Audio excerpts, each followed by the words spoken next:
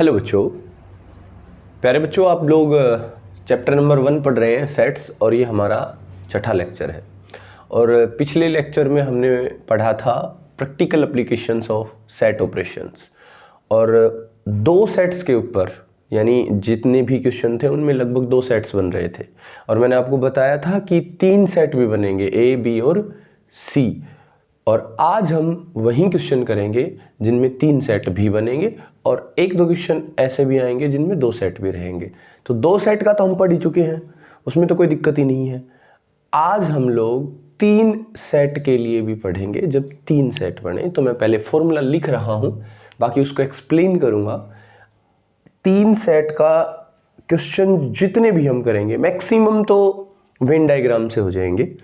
एक बार बस आप वेन डायग्राम बनाना सीख लो 3 सेट्स का, सब कुछ समझ में आएगा। ठीक है, तो सबसे पहले मैं एक फॉर्मूला लिख रहा हूं।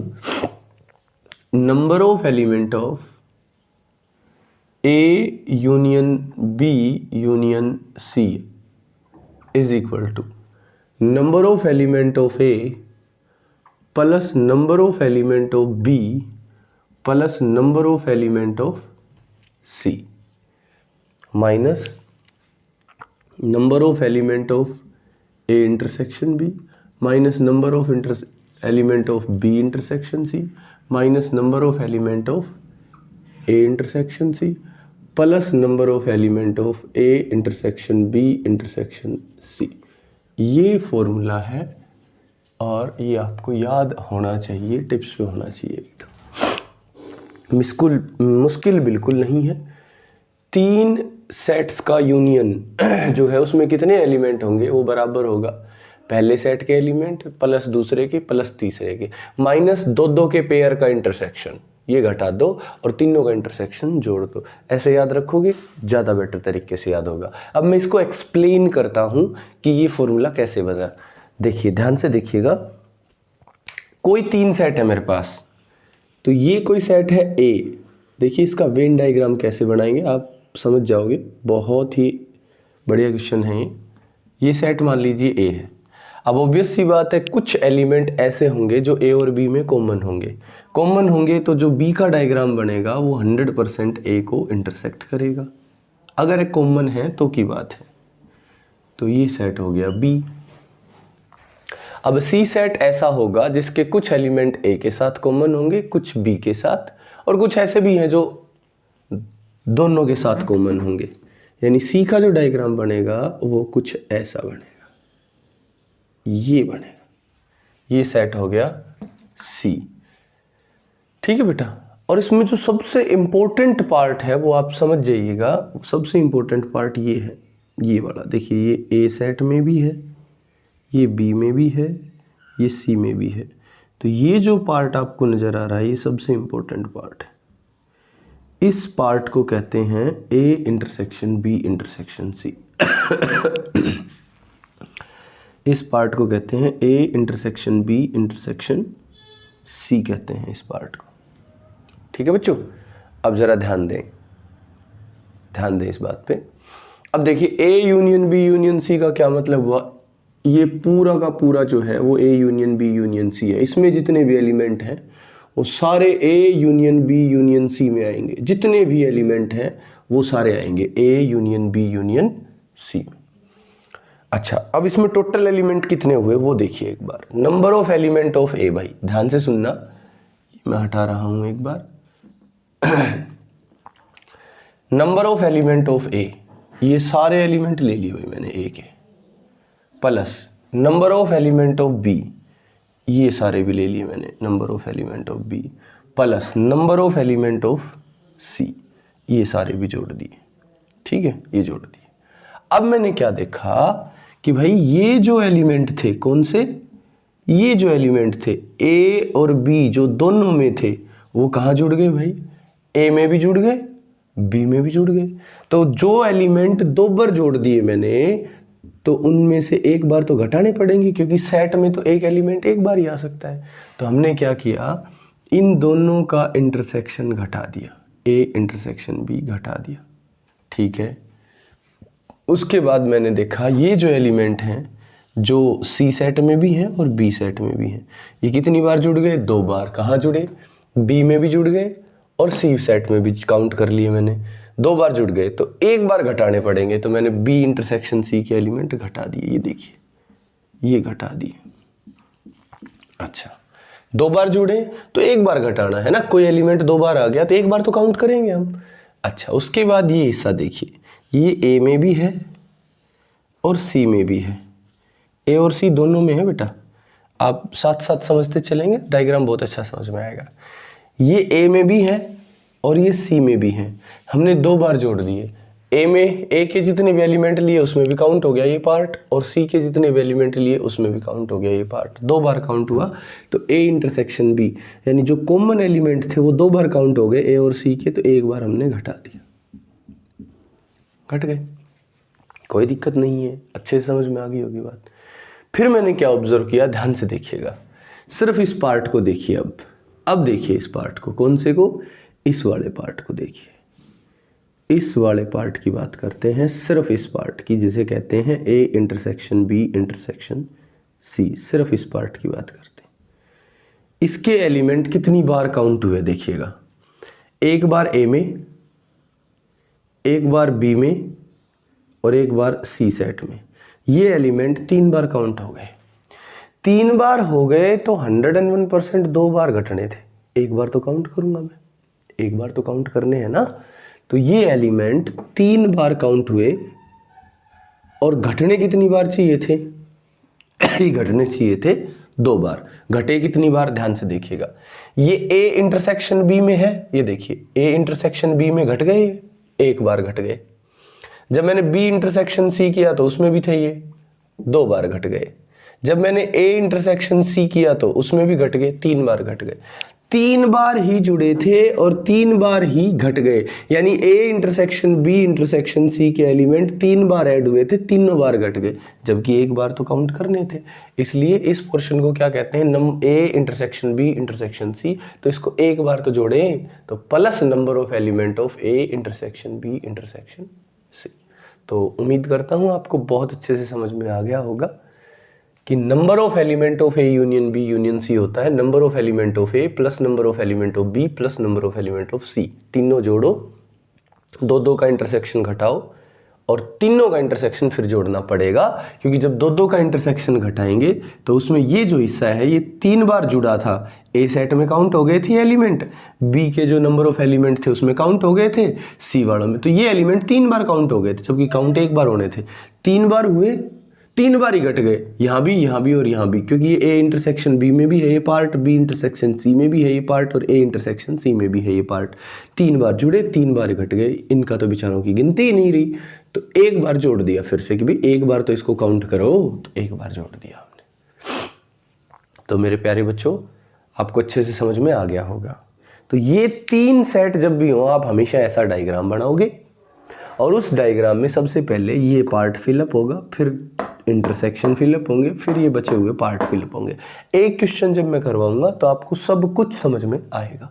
ठीक है, ये सारे पार्ट जिस दिन हमने फिलअप कर लिए, जिस दिन क्या आज ही करेंगे, मतलब आपने जब भी ये फिलअप करने बिल्कुल अच्छे से सीख लिए, तो ये समझ लीजिएगा कि 3 सेट्स वाले जो क्वेश्चन हैं वो बहुत आसान हो जाएंगे आपके लिए। मैं सिखा चुका हूँ फॉर्मूला, और अब क्वेश्चन जब मैं करूँगा तो एक बार ये पार्ट फिलअप करने पार्टिकुलर एक क्वेश्चन उठाऊंगा, उसमें सिखाऊंगा। ठीक है, देखिएगा।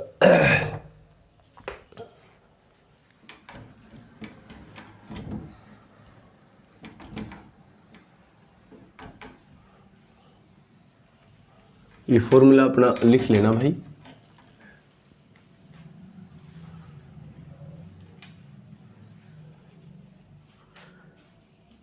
क्वेश्चन नंबर आज का पहला, देखिए, out of 40 students in A class, out of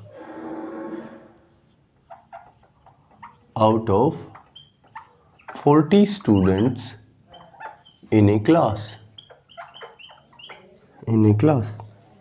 16 study English,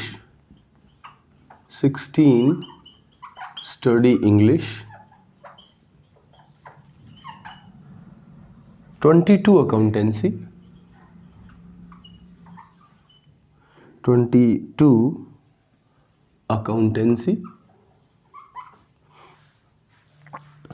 and 26 economics and 26 economics.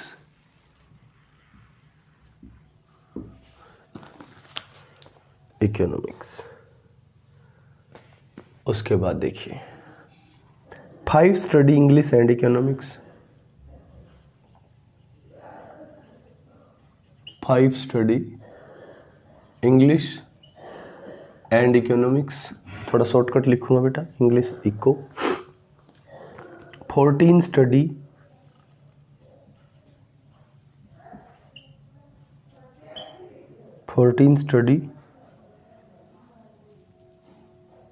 accountancy and economics, 2 study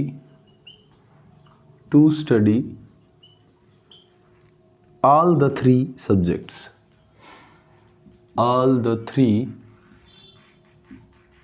subjects,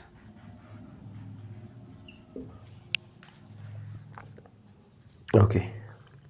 If each student studies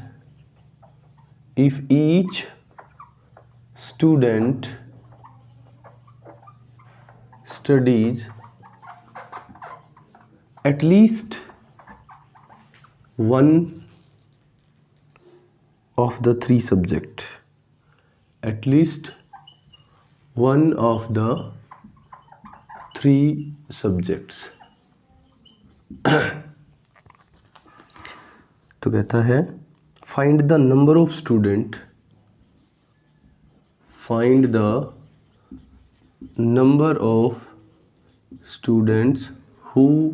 study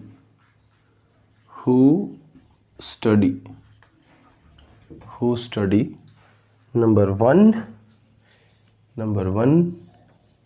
English and accountancy, number 2 English accountancy but not economics, English accountancy but not economics। अब देखिए बेटा, ये 3 sets का question है।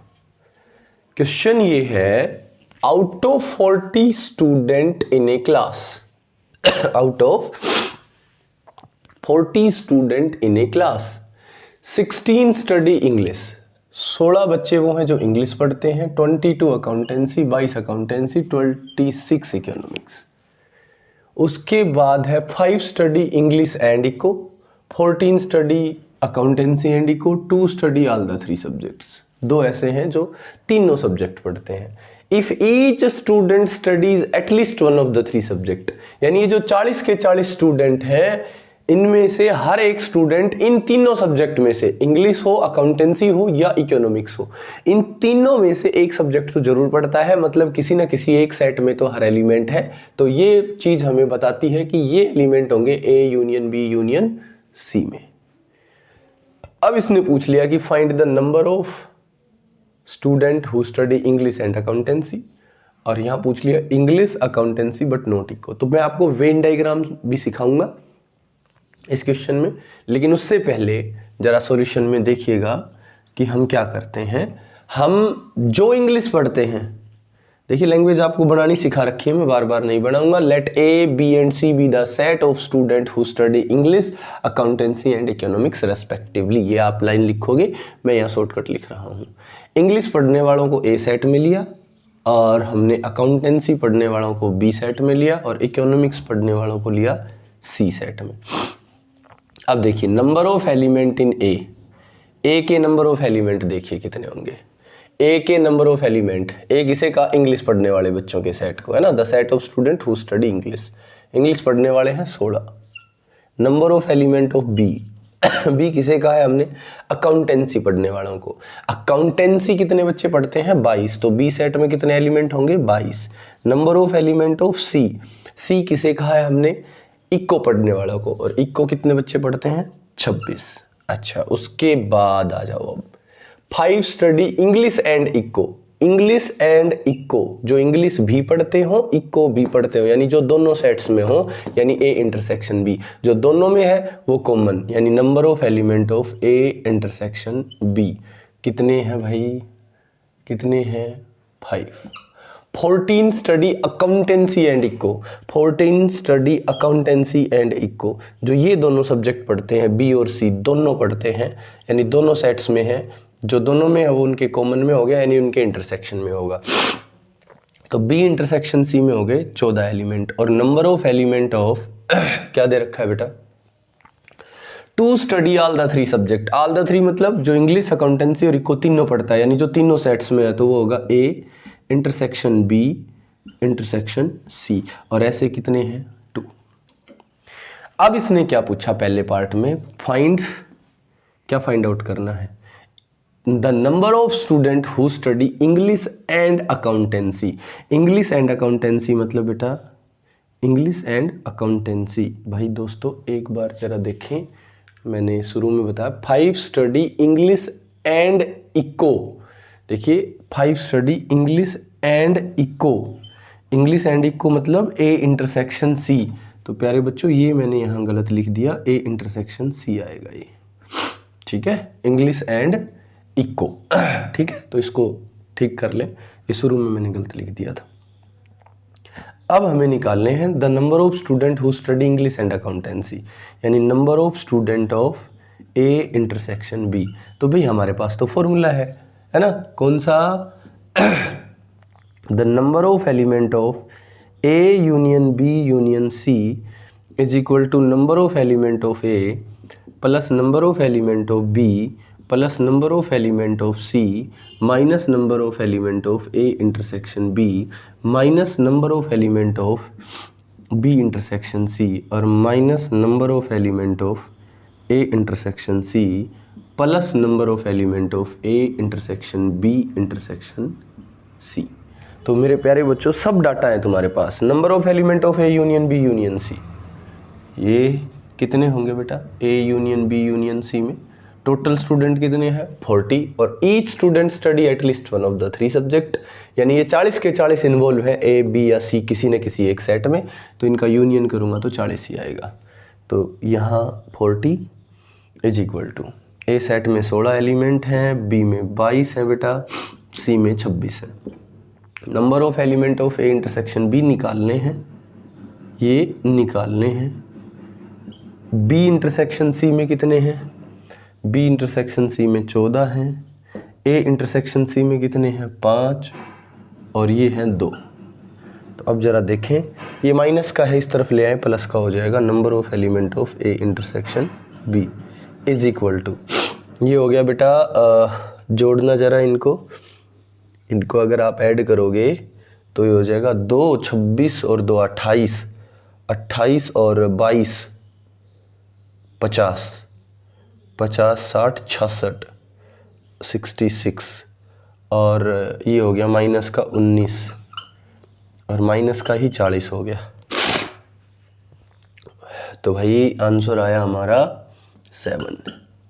Answer कितना आ गया बेटा 7 आ गया, ठीक है, ये आंसर आ गया हमारा 66, 66 में से 40 गया 26, 26 में से 19 गया 7, ठीक है, आंसर आ गया 7। ये आप देख पा रहे होगे, आंसर हमारा कितना है बेटा, आंसर हमारा 7 है। तो 7 स्टूडेंट वो है who study English and accountancy, ये ऐसे 7 बच्चे हैं। अब अगला जो टॉपिक है हमारा, दूसरा जो पार्ट है इसमें, वो है the number of student who study English accountancy but not economics. वो बच्चे जो इंग्लिश पढ़ते हैं, अकाउंटेंसी पढ़ते हैं, लेकिन इको नहीं पढ़ते। उसके लिए मैं कहूँगा एक बार आप वेन डायग्राम बनाएं। देखिए अब मैं आपको सिखा रहा हूँ वेन डायग्राम बनाना, कैसे बनाते हैं, ध्यान से देखिएगा। ये ए सेट, ये बी सेट, ये सी सेट, ये ए, ये बी और ये सी। वेन डायग्राम बनाता हूँ। सबसे पहला काम होगा हमारा, जब भी आप डायग्राम बनाओगे सबसे पहला काम होगा, जो तीनों में कॉमन है वो एलिमेंट लिख दो। यहाँ तीनों में कॉमन है 2। देखिए A intersection B intersection C में कितने एलिमेंट हैं 2। ए और बी में कॉमन कितने हैं, देखिए ए और बी में कॉमन कितने हैं, मतलब सबसे पहला काम होगा तीनों के कॉमन भर दो, फिर दो दो के जो कॉमन है वो भरो। अब देखिए ए इंटरसेक्शन बी में कितने आए बेटा हमारे पास 7। चलिए ये पोर्शन है ए इंटरसेक्शन बी का जिसमें 7 एलिमेंट होने चाहिए, 2 ये रहे तो ऊपर कितने रह गए 5। ये हिस्सा किसका है ध्यान से देखिएगा, ए इंटरसेक्शन सी। ए इंटरसेक्शन सी में हमारे पास कितने एलिमेंट है बेटा 5। ए इंटरसेक्शन सी में 5 एलिमेंट है, ये पोर्शन है ए इंटरसेक्शन सी का। 5 है, 5 में से 2 तो ये आ गए, क्योंकि आपको पता है ना कोई भी एलिमेंट रिपीट तो होंगे नहीं। 2 ये रहे तो यहाँ कितने बच गए 3। उसके बाद अगला हिस्सा ये देखिए, ये क्या है B intersection C, B intersection C. तो बी इंटरसेक्शन सी में कितने हैं 14। 14 में से 2 ये रहे तो यहाँ कितने बच गए 12। ठीक है, पहला काम था जो कॉमन पार्ट है वो फिलअप करना। उसके बाद आ जाओ बारी बारी से ए सेट पे। ए सेट में कितने एलिमेंट हैं, ए सेट में कितने एलिमेंट हैं भाई 16। 16 में से ये देखिएगा 5 और 2 7 और 3 10, यहाँ आ गए, यहाँ कितने बच गए 6। अच्छा बी सेट में कितने एलिमेंट हैं 22। 22 में से देखिएगा बी सेट ये रहा, इसमें 22 एलिमेंट हैं। 22 में से 12 और 2 14 और 5 19, यहाँ आ गए, यहाँ कितने बच गए 3। सी सेट में कितने एलिमेंट हैं 26। इस पूरे सी सेट में कितने एलिमेंट हैं 26। अब देखिए सी सेट में 12 और 2 14 और 3 17, यहाँ आ गए तो यहाँ कितने बच गए 9। आप इन सब को जोड़ोगे तो 40 बनेगा, आप जोड़ के देख लेना 40 होना चाहिए, यानी A union B union C के बराबर होगी इसकी नंबरिंग। अब दूसरे क्वेश्चन पे आइए, the number of student who study English accountancy but not इक्को, यानी जो इंग्लिश पढ़ते हो अकाउंटेंसी भी पढ़ते हो लेकिन इक्को नहीं। तो मैं इंग्लिश और अकाउंटेंसी पे आता हूँ। देखिए इंग्लिश और अकाउंटेंसी के सेट में कितने ए और बी नाम दिया है हमने, यानी जो ए में भी हो बी में भी हो लेकिन सी में ना हो। तो ए और बी दोनों में जो कॉमन है, जो इंग्लिश और अकाउंटेंसी दोनों पढ़ते हैं, ऐसे 7 एलिमेंट हैं। लेकिन इन 7 में से ये 2 तो वो हैं जो तीनों में कॉमन है भाई। ये 2 देखिए एक बार, ये तो वो हैं जो तीनों में कॉमन है। ये है A intersection B. A intersection B में से ये 2 वो हैं जो तीनों में है, यानी जो इंग्लिश अकाउंटेंसी और इको तीनों पढ़ते हैं। तो ये 5 देखिए एक बार, ये सिर्फ किस सेट में है ध्यान से देखिएगा, ए सेट में है, बी सेट में है, लेकिन सी में नहीं है, सी में नहीं है। तो ये वो एलिमेंट हो गए जो क्या पढ़ते हैं English accountancy but not eco. तो बेटा आप लोग अच्छे से समझ गए होंगे मेन वेन डायग्राम है। अब इसके बाद अगर ये पार्ट हमसे दिया जाता तो भले ये A union B union C ना दे, ये दे दिए तीनों, ये तीनों दे दिए, और ये ए इंटरसेक्शन बी जो 7 आया है ये दे दिया, तो मैं सीधा डायग्राम बनाऊंगा। उसके बाद ये 1000 क्वेश्चन पूछ ले, मैं सीधे डायग्राम से आंसर दूंगा। अब देखिए क्वेश्चन करवा रहा हूँ जिसमें ये सारे दे रखे हैं और उसमें 6 या 7 पार्ट है, मैं 6 या 7 पार्ट के आंसर सिर्फ एक डायग्राम से दे दूंगा। ठीक है बच्चों, तो अगला क्वेश्चन करते हैं। देखिए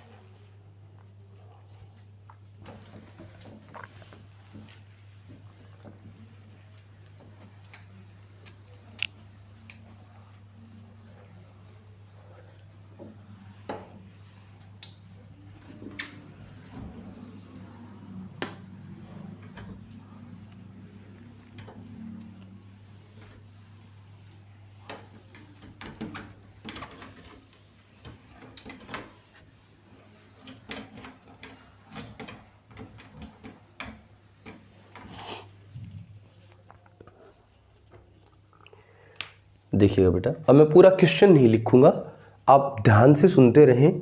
मैं क्वेश्चन के मेन पार्ट लिखता रहूँगा, उनको सेट का नाम शुरू में दे दूंगा मैं।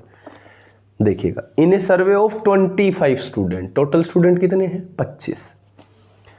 It was found that 15 had taken mathematics, 15 had taken, ये देखिए मैथमेटिक्स, मैथ्स कितने बच्चों ने लिया 15 ने। चलिए तो मैथ के सेट को ए नाम दे देते हैं, तो नंबर ऑफ एलिमेंट इन ए कितने हो गए 15। 15 had taken mathematics. Same question है, बस इंग्लिश अकाउंटेंसी और इको की जगह मैथ फिजिक्स और केमिस्ट्री है। 12 had taken physics, 12 had taken physics, तो जिन्होंने फिजिक्स लिया उसे बी सेट का नाम देंगे, एंड 12 हैड टेकन फिजिक्स, यानी कि number of element in B is equal to 12. Now 11 had taken chemistry, तो जिन्होंने भी केमिस्ट्री ली उन्हें हम सी सेट का नाम दे देते हैं, और ऐसे बच्चे हैं 11, यानी number of element of C is equal to 11. अब देखिए, अब जहां भी मैथ आएगा ए सेट, फिजिक्स आया बी, केमिस्ट्री आया सी. ठीक है भाई. तो in a survey of 25 student it was found that 15 had taken mathematics, 12 had taken physics and 11 had taken chemistry. 5 had taken math and chemistry. ध्यान से सुनना, मैथ एंड केमिस्ट्री, यानी कि number of element of A intersection C, math को A और chemistry का सी, ऐसे 5 बच्चे हैं. उसके बाद क्या बोला इसने, 9 had taken math and physics. Math and physics, जो मैथ में भी हो फिजिक्स में भी हो, ए इंटरसेक्शन बी, यानी number of element of A intersection B is equal to हमारे पास हो गए 9. उसके बाद 4 had taken physics and chemistry. 4 had taken physics and chemistry, जो फिजिक्स और केमिस्ट्री दोनों ले रखे हैं, यानी जो बी और सी दोनों सेट्स में है, यानी number of element of B intersection C is equal to 4. उसके बाद लिखा है 3 had taken all the 3 subjects. 3 had taken all the 3 subjects, यानी number of element of A intersection B intersection C is equal to क्या है भाई, is equal to है हमारे पास 3. तो कहता है find the number of student who had number 1 में पूछा who had only chemistry. Number 2 part में क्या पूछ लिया, ओनली मैथ्स. तीसरे पार्ट में क्या पूछा, ओनली फिजिक्स. चौथे पार्ट में क्या पूछा, फिजिक्स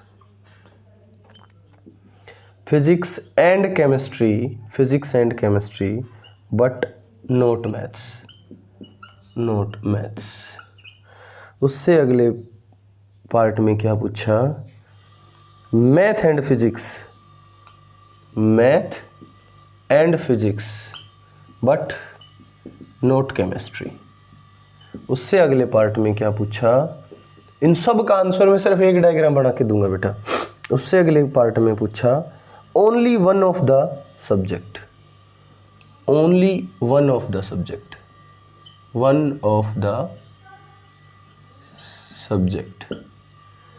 उसके बाद पूछा है at least one of the 3 subject. उसके बाद पूछा है at least one of the 3 subjects.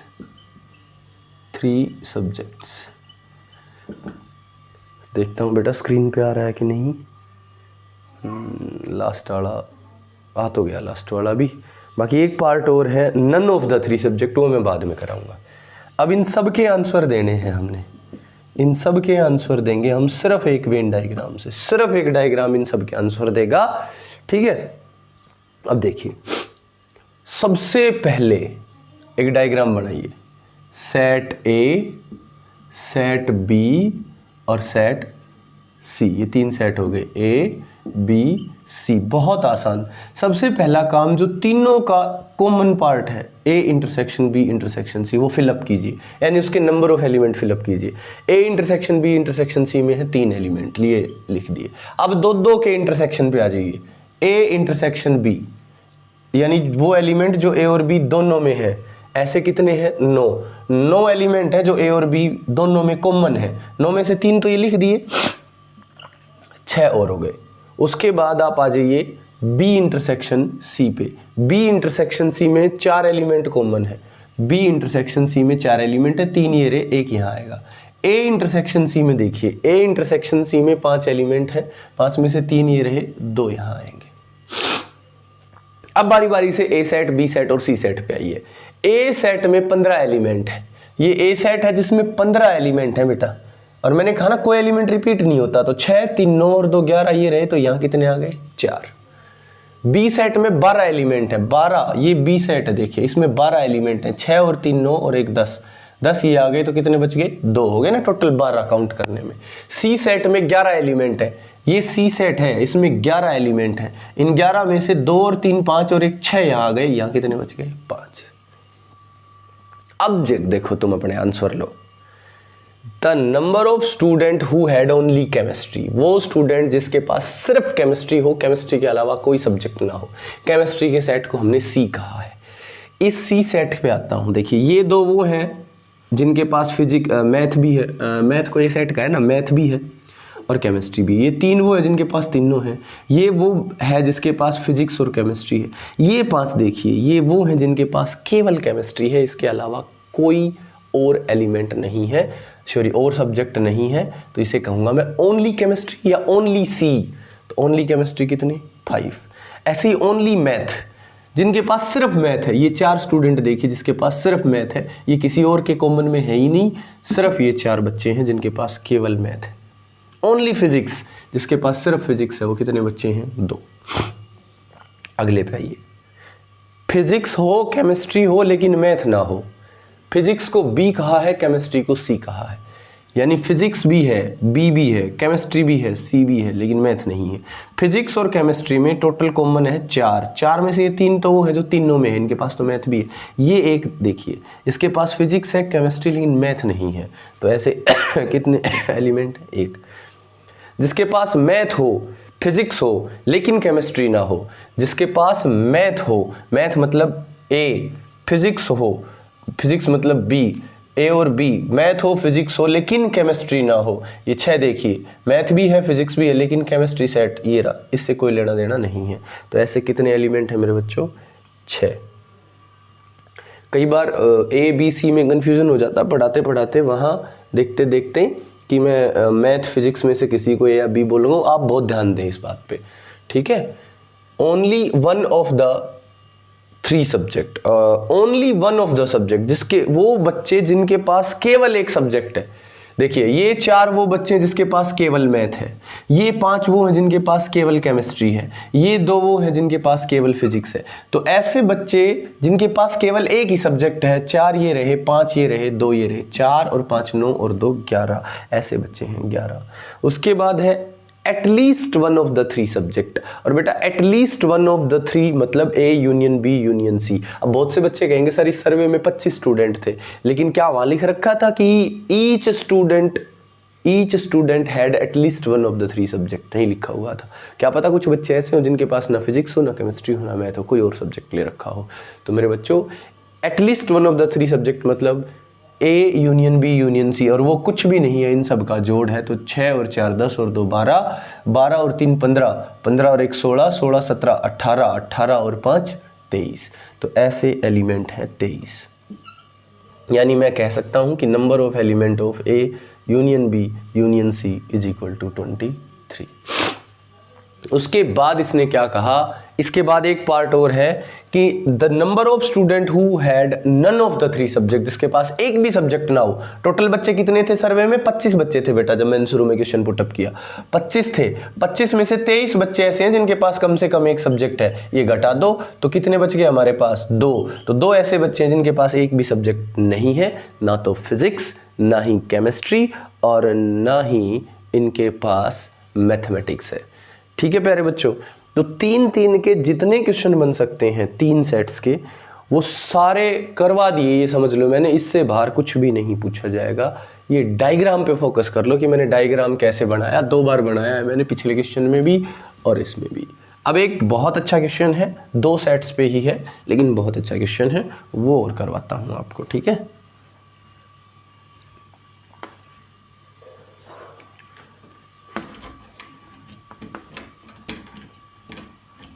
देखिएगा,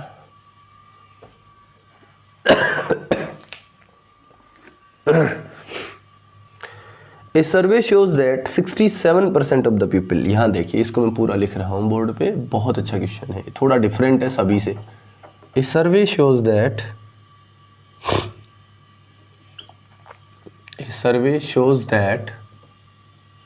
67% of the people like product P1 and 73% like P2. If X% of the people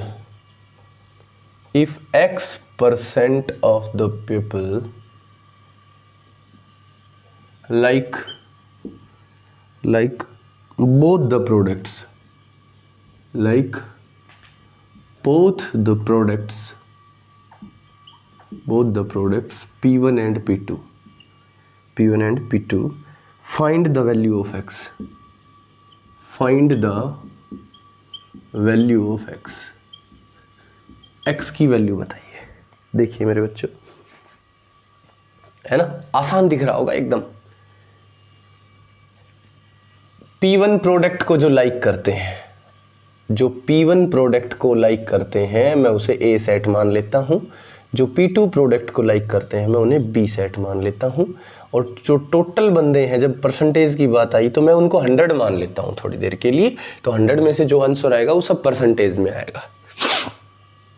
अब देखिएगा, number of element in A is equal to 67, number of element of B is equal to 73, है ना। P1 को 67, 100 में से 67 like करते हैं और 100 में से 73 लाइक करते हैं P2 की। परसेंटेज होती है out of 100। Number of element of A intersection B is equal to है X। तो कहता है X की वैल्यू बताइए। तो मैं ये कहूँगा number of element of A union B is equal to number of element of A plus number of element of B minus number of element of A intersection B। यानी कि number of element of A union B बराबर आया 67 plus 73 minus X। यानी कि number of element of A union B is equal to आया 140 minus X। हमें चाहिए X की वैल्यू। X कब मिलेगा? जब मुझे A यूनियन B मिलेगा। X तब मिलेगा जब मुझे A यूनियन B मिलेगा। अब ज़रा ध्यान से देखिएगा, वहाँ प्रेजेंट टोटल बंदे कितने हैं? 100। टोटल बंदे कितने हैं? 100। बहुत से बच्चे गलती करेंगे, फट से A यूनियन B को 100 लिखेंगे, लेकिन नहीं, A यूनियन B कहीं नहीं दे रखा कि 100 है। देखिए ध्यान से इस चीज़ को समझिएगा। मान लीजिए 100 आदमी बैठे हैं, मैंने कहा भाई P1 प्रोडक्ट को कौन लाइक करता है? 67 बंदों ने हाथ उठा लिया। मैंने कहा P2 प्रोडक्ट को कौन लाइक करता है? वहीं 67 थे, उन्होंने भी हाथ उठाए रखा, कुछ औरों ने भी उठा लिया, 73 हो गए, 73 हो गए। अब इस चीज को समझिएगा, जो 73 P2 प्रोडक्ट को लाइक करते हैं, अगर उन्हीं में से ही 67 P1 प्रोडक्ट को लाइक कर दें, अगर उन्हीं में से 67 जो P1 को लाइक करते हैं वो सारे वही हैं जो P2 को लाइक करते हैं, उन्हीं में से हैं ये 67। मेरी बात को समझ रहे हो बेटा? तो उस केस में मैं ये कहूँगा कि ये 67 इसके अंदर ही है, तो A यूनियन B में 73 एलिमेंट हो गए। बोलो भाई, ये 73 थे मेरे पास, ये 73 थे जो B सेट में हैं। इन्हीं में से ही 67 ऐसे हैं जो P1 को भी लाइक करते हैं, यानी जो A में भी हैं। तो इस केस में A यूनियन B के अगर मैं नंबर ऑफ एलिमेंट देखूं तो 73 हो गए। और हो सकता है कि इसमें से कुछ 50 हों, बाकी के अलग हों। यानी A यूनियन B की अगर मैं बात करूं, ध्यान से देखना बेटा, देखिए मैक्सिमम से मैक्सिमम ये हो सकता है कि ये 67 सारे के सारे इसमें हों, तो उस केस में A यूनियन की वैल्यू 73 होगी। ये छोटे से छोटी वैल्यू है A यूनियन B की। A यूनियन B के एलिमेंट किसी एक सेट के एलिमेंट से कम तो हो ही नहीं सकते, वो भी कौन से जिसमें ज़्यादा एलिमेंट है, इससे तो कम हो ही नहीं सकता A यूनियन B। और ज़्यादा से ज़्यादा वहाँ आदमी कितने हैं? 100। हो सकता है कि सारे के सारे ऐसे हों, या हर आदमी कम से कम एक प्रोडक्ट को तो लाइक करता हो, तो ज़्यादा से ज़्यादा वैल्यू कितनी हो सकती है? 100। तो मेरे प्यारे बच्चों, मैं ये कहूँगा कि जो number of element of A union B जो है वो 73 से तो बड़ा या बराबर होगा और छोटा या बराबर होगा किससे, 100 से। यानी ए यूनियन बी में जो नंबर ऑफ एलिमेंट है वो ज़्यादा से ज़्यादा 100 हो सकते हैं और कम से कम 73 तो होंगे ही होंगे। कौन से, जो P2 को लाइक करते हैं। इन्हीं 73 में से P1 वाले हों तो वो कॉमन आ गए सारे के सारे। तो मेरे प्यारे बच्चों, ए यूनियन बी 73 से 100 के बीच में लाइक करेगा। ए यूनियन बी मेरा है 140 माइनस एक्स के बराबर, तो 73 is less than equal to 140 minus x is less than equal to 100। इसकी जगह ये लिख दिया मैंने। तरीका क्या रहेगा, ध्यान से देखिए। एक्स की वैल्यू निकालनी है तो 140 इसमें से भी घटा दो, इसमें से भी, इसमें से भी, तीनों में से घटा दो। घटाओ भाई, इसमें से 140 घटाओ, 73 में से 140 गया तो minus 67 is less than equal to minus x is less than equal to minus 40। एक बात पे ध्यान देना बेटा, -5 इज ग्रेटर देन -10 है ना, बोलो। -5 बड़ा होता है -10 से। अब इनका निशान खत्म कर दो, माइनस को प्लस में बदल दो। अब बताओ कौन सा बड़ा होगा, +5 या +10? 100% +10। तो जब आप साइन चेंज करते हो तो इनइक्वलिटी बदल जाती है, लेस देन ग्रेटर देन और ग्रेटर देन लेस देन। तो मैं जब इसका साइन चेंज करूंगा तो इनइक्वलिटी बदलेगी। ये जो लेस देन है ये ग्रेटर देन में बदल जाएगा और ये लेस देन भी ग्रेटर देन में बदल जाएगा। यानी x जो है वो 40 से तो बड़ा होगा, 67 से छोटा। तो हमें ऐसे लिखना चाहिए, हमें ऐसे लिखना चाहिए 40 is less than equal to x is less than equal to 67। ऐसे लिखना चाहिए हमें। तो प्यारे बच्चों, उम्मीद करता हूँ आपको बहुत अच्छे से ये टॉपिक समझ में आ गया होगा और सेट यानी कि पहला चैप्टर हमारा कंप्लीट है। ठीक है बच्चों, तो आप सभी बच्चे इसको बहुत अच्छे से पढ़ेंगे। कोई भी डाउट हो आप मेरे से भेजिएगा, ठीक है। ओके बच्चों, thank you, have a nice day.